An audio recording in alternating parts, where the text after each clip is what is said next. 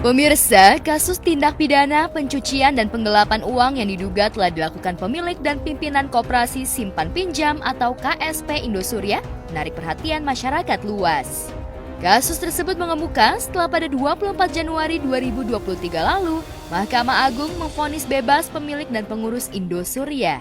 Sangat disayangkan putusan MA tersebut yang sudah jelas banyak 23.000 penggugat bukan merupakan orang-orang yang tergabung sebagai anggota koperasi, namun ikut menyimpan uangnya di KSP Indosuria.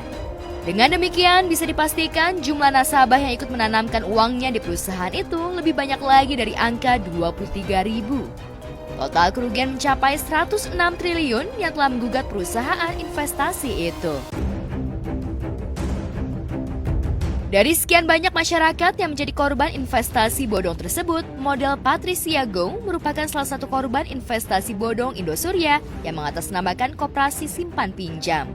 Lantas seperti apa kronologis kejadian hingga ia mempercayakan uangnya untuk diinvestasikan di perusahaan tersebut?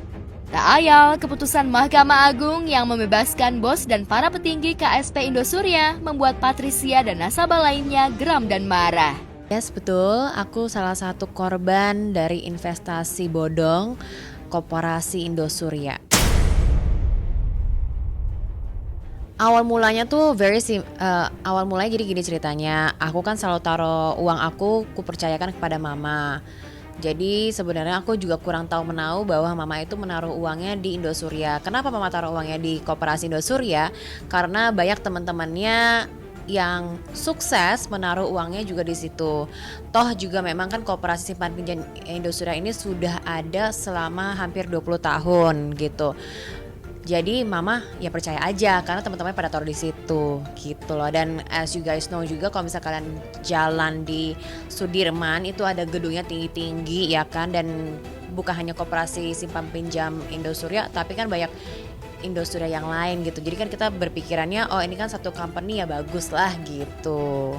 Aku sendiri tidak tahu, itu lebih ke mama.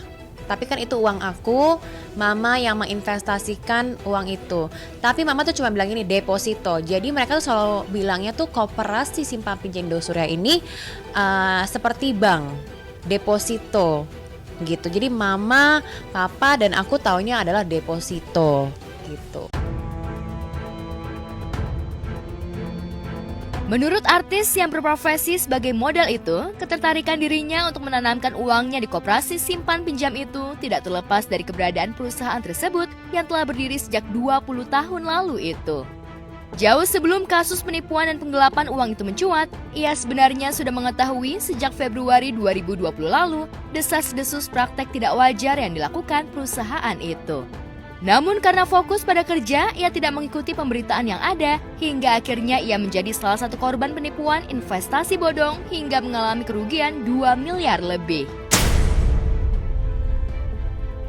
Oh banyak dong. Jadi awal mulanya itu tuh sudah ada desas-desusnya bulan Februari 2020.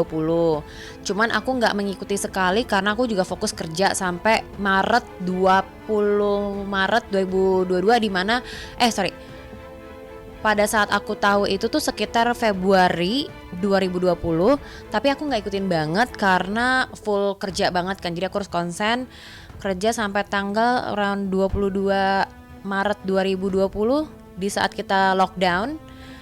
Aku di Bali, aku jadi fokus akan masalah ini gitu loh. Jadi aku sempat bertanya juga di Instagram story aku, is anyone knows about this Koperasi Indosuria gitu, dan banyak banget yang ngehubungin aku, termasuk karyawan-karyawannya yang di PHK sebelah pihak, kurang lebih ada 1.000 orang. Mereka meminta bantuan, tidak ada siapapun yang membantu mereka, dan pada saat itu juga aku belum bisa speak up karena masih banyak hal yang aku harus tahu dulu nih gitu. Takutnya kalau saya sembarangan ngomong kan jadi bermasalah ke diri aku sendiri gitu. Jadi aku cari-cari tahu dulu sampai akhirnya aku ikutin cara biasa gitu.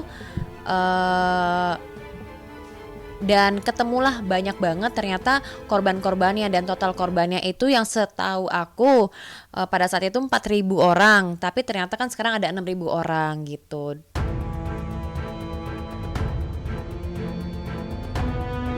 Hal lain yang mengenaskan dari sekian ribu orang yang menjadi korban investasi bodong tersebut, ada di antaranya merupakan karyawan korban PHK yang mencapai 1.000 orang hingga bertambah mencapai 6.000 orang. Awalnya, KSP Indosuria berjanji akan mempertanggungjawabkan dana dengan mengembalikan uang nasabah sebesar 50%. Namun ternyata janji manis itu hanya iming-iming semata dengan tujuan agar nasabah tertarik untuk menambah lagi dana di KSP tersebut dengan janji akan diberikan aset. Tanggung jawab di pengelolanya dari awal mereka mau berdamai di mana mereka mau mengembalikan uang kita 50%. Beberapa kali ditawarin aset, tapi asetnya itu misalnya nih, asetnya itu 1M gitu ya. Kita harus tambah lagi 1M untuk mendapatkan aset itu. Jadi kita harus keluarin duit lagi. Di mana aset tersebut itu sudah di markup sama mereka. Karena kan kita juga ngecek nilai pasarnya juga ya gitu. Ya to be honest, aku gak mau keluarin duit lagi lah ke perusahaan yang kita tidak bisa percaya. Perusahaan yang kita tidak bisa percaya. Gitu. Lewat kuasa hukumnya, Patricia sudah melaporkan kasusnya ke pihak berwajib. Namun alih-alih akan berhasil mendapatkan uangnya kembali, tetapi polisi malah menangkap dan memenjarakan pengacaranya dengan dalih kasus masa lalunya. Tidak hanya itu, Patricia mengaku juga mendapat ancaman dari perusahaan tersebut. Sudah laporin malahan pengacara kita Alvin Lim dimasukkan penjara. Dengan diungkit mungkin masa lalunya dia masuk penjara dan divonis selama 4 tahun. Aneh dong, kayak Alvin Lim mungkin hanya merugikan berapa juta ya, 6 juta kalau nggak salah. Yang ini triliunan di klub bebas gitu. Kalau aku pribadi kurang tahu jelas permasalahannya, cuman yang saya tahu dan saya percayai lawyer satu-satunya yang berani bersuara hanyalah Alvin Lim, yang akhirnya dia dimasukkan ke penjara. Saya nggak mau nanti anak saya tinggal dan hidup di Indonesia mendapatkan hukum seperti ini, di mana orang yang bersalah dikeluarkan, orang yang benar dimasukkan penjara. Lebih ke pesan moralnya aja sih. Saya udah cukup depresi pada saat tahun 2020 tahu uang saya itu, uang untuk membeli rumah itu hilang begitu saja, dan orang tersebut yang mengambil uang saya atau nggak perusahaan itu, mereka malah mengancam saya untuk diam. Loh, saya dapat ancaman dan dapat somasi. Aku sudah sharing di sosial media, tapi tidak ada yang aware. Nggak ada yang respon. Kenapa? Karena dia juga punya kekuatan. Tiba-tiba media hilang yang mengangkat berita-berita saya. Gitu. Selain Patricia dan ribuan nasabah lain yang menjadi korban penipuan investasi bodong, selebriti Anya Dwinov juga menjadi korban tipu daya KSP Indosuria dengan iming-iming keuntungan yang berlipat ganda. Kabarnya, Anya mengalami kerugian hingga 5 miliar rupiah. Lantas seperti apa kronologis hingga ia juga menjadi korban penipuan KSP Indosuria?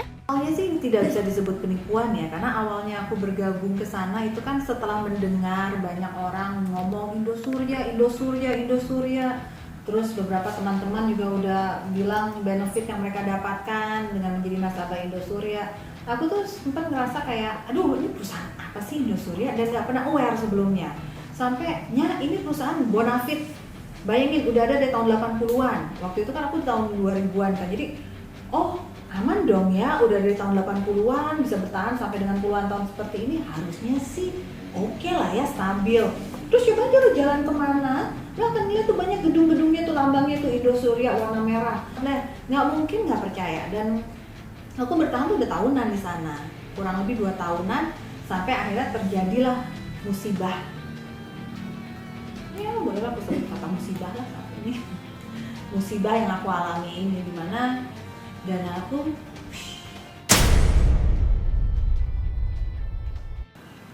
$5,3 miliar.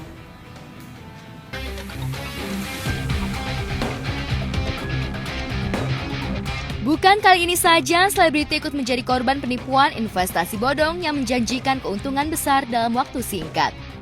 Sebelumnya, sejumlah nama selebriti namanya juga ikut dicatut untuk menarik nasabah. Sebut saja seperti Atta Halilintar, Kevin Aprilio, Alvin Faiz, dan masih banyak lagi. Lantas, upaya hukum apa yang telah ditempuh Anya Dwinov agar uangnya bisa kembali? Benarkah ia telah putus asa dengan keputusan Mahkamah Agung yang telah memvonis bebas pemilik dan petinggi KSP Indosuria dari jerat hukum? Udah makan duit gue nih, 5,3 M. Terus lu mau gue nambah lagi duit, ngasih uang tunai ke lo 5,3 M. Ditukar sama salah satu properti lo. Tapi properti lo yang lo klaim harganya adalah 10 M-an, ternyata di pasaran harganya cuma 6 M-an. Bahkan ada beberapa, ya oke deh, ada 6, sampai 7 M. Berarti lo mau makan lagi dong duit gue sebanyak 3 M? Defisit.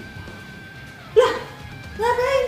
Kalau gue punya pilihan properti dengan harga segitu, gue tambahin dikit, gue ambil KPR atau apa, gue dapet harga properti yang sama.